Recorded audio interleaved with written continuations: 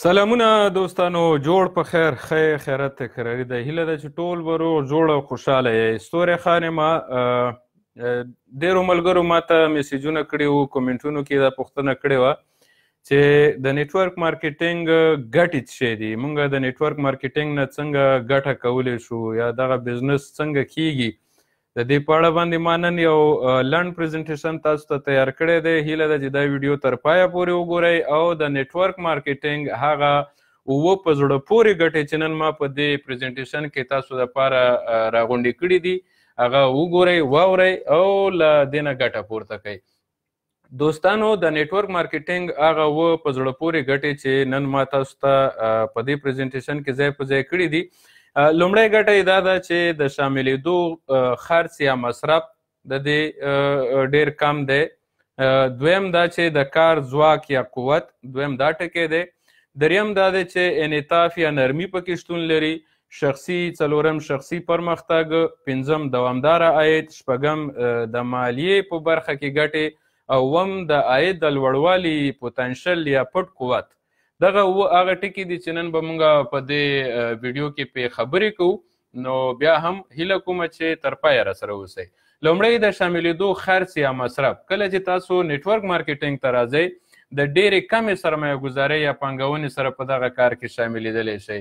یعنې که تاسو وغواړئ چې یو سنتي کاروبار وکئ، یو بزنس وکئ، نو لږ تر لږه تاسو باید تر 25,000 ډالرو پورې یا تر 1,00,000 ډالرو پورې 50,000 ډالرو پورې باید تاسو په یو سنتي کاروبار کې پانګونه وکړئ تر څو یو تجارت روان کړئ. اما نیټورک مارکیټینګ کې لکه زه چې په کومه کمپنۍ کې کار کوم د یو نیټورک مارکیټر په صفت باندې، په دغسې کمپنیانو کې چې د نیټورک مارکیټینګ د لارې خپل کارونه مخ ته وړي، تاسو یوازې په ډېرو لږو پیسو باندې کولی شئ چې په دغه بزنس کې کار شروع کړئ او یو آزاد کاروبار ولرئ. نو د شاملېدلو د مصرف کموالی چې دی دا لومړی ګټه ده د نیټورک مارکیټینګ چې موږ یې په نورو بزنسونو کې یا په نورو کاروبارونو کې نشو موندلی. دویم دا دی چې د کار ځواک، یعنې موږ که هر سنتي کاروبار کوو دوستانو، هغه زموږ په یو خاص موقعیت کې وي.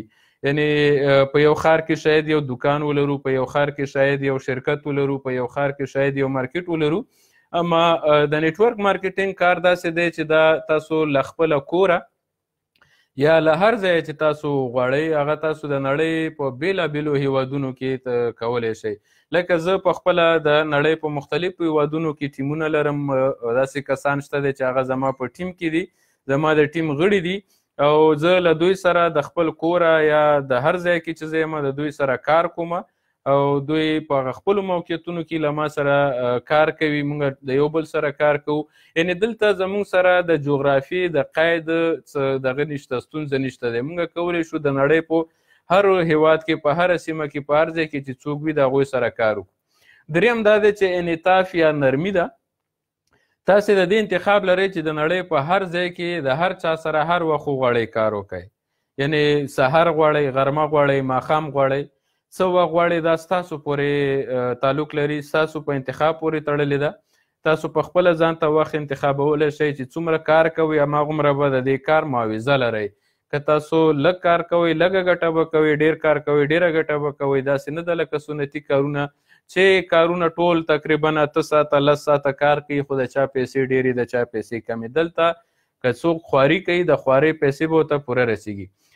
څلورم مهم ټکی پکې دا دی چې شخصي پرمختګ دی. یعنې تاسو چې څومره خپل ټیم ته کار کوئ، خپل ټیم سره مرسته کوئ، خپل ټیم ته پرمختګ ورکوئ او د هغوی عاید لوړوئ، دا ستاسو شخصي پرمختګ دی. یعنې څومره چې ستاسو ټیم مخ ته ځي، ستاسو د ټیم لیډران مخ ته ځي او هغه لیډران چې دي د هغوی عاید لوړیږي، هغوی ژوند ښه کیږي، دومره به ستاسو ژوند هم ورسره ښه کیږي. یعنې ستاسو شخصي پرمختګ ستاسو د ټیم په پرمختګ پورې تړلی وي. پنځم دا چې دوامداره عاید. خلک د پیسو په وړاندې وخت پلوري، معنا وخت ورته د پیسو معنا لري. هر څوک چې هر کار کوي په هر بخش کې، په هر مسله کې چې مصروف دی، دوی د پیسو په وړاندې خپل وخت پلوري. وروسته په دویم قدم کې بیا د هغوی استعداد او د هغوی مسلک او د هغوی نور کارونه چې کوي هغه راځي. ولې د یو ځلې او دوامداره عاید په توپیر باندې باید ځان پوه کړو چې یو ځل عاید څنګه وي او دوامداره عاید څنګه. په نیټورک مارکیټینګ کې موږ دوامداره عاید ترلاسه کوو، یعنی د هرې هفتې د مخې نه موږ ته اداینه کیږي. زموږ د تیرې هفتې څومره کار چې موږ کړی وي هغه څومره عاید چې موږ ترلاسه کړی وي هغه موږ ته راکولی کیږي، او دا د ټیم د پرمختګ د مخې، د ټیم د وسیع کېدو د مخې څومره ټیم پراخیږي زمونږ د عاید چې دی دا ورسره ورو په ورو زیاتیږي او همداسې دوامداره کیږي، ځکه چې څومره چې ستاسو ټیم زیات وي په ټیم کې به کارګر زیات وي. یو کارګر که مثلا یو څه د هغه رفتار سلو کیږي، تګ سلو کیږي، بل کارګر د هغه په ځای مثلا هغه تشه ډکوي، نو داسې د ټیم د پراخوالي او د لیډرانو د تکړهوالي په اساس باندې زمونږ عاید چې دی هغه لوړیږي او چټکیږي. چټک څرخ تاسو او ستاسو نوو ملګرو ته چې په دغه کاروبار کې د سره ملګري کیږي د انګیزې سبب هم کیږي. یعنی دا چې هر هفته موږ ضرورت نه لرو چې میاشتې ته صبر وکړو، هر هفته موږ ته د تیرې هفتې د کار کومه مزدوري، کومه معاوضه، کومه اداینه چې د هغه کیږي او دغه چټک څرخ د دې راکړې ورکړې یا د دغې اداینې چې دی هغه زموږ او زموږ د ټیم د ملګرو دپاره د انګیزې سبب کیږي، تشویقیږي دوی خپل کار ته. شپږم ټکی چې ډیر مهم دی هغه دا دی چې په نیټورک مارکیټینګ کې د مالیې په برخه کې ډیره ګټه لري. که چیرې خلک پوه شي چې نیټورک مارکیټینګ د مالیاتو په برخه کې څومره ګټور تمامیدی شي او دوی څنګه د خپلو مالیاتو کچه راټیټولی شي، نو ډیری خلک به نیټورک مارکیټینګ ته رامخه کړي. ځکه چې موږ تاسو که وګورو په نورو کاروبارونو کې خلک د مالیاتو د ستونزې سره ډیر مخامخ وي، اما نیټورک مارکیټینګ یو له هغو کارونو نه دی چې یا یو شاید هغه یوازینی کار وي چې په دې کې د مالیاتو سرګرداني یا د مالیاتو پریشانی چې ده هغه ډیره نشته دی او د دې یعنی کچه موږ کولی شو ډیره زیاته راکمه کړو. دا یو بیله ګټه ده د نیټورک مارکیټینګ. او اومه ګټه یې دا ده چې د عاید د لوړوالي پوټنشل یا پټ ځواک پکې پروت دی. داسې هیڅ مسلک نشته چې د پوهنتون ډیګري درلودلو نه پرته پکې لوړ عاید ولرئ.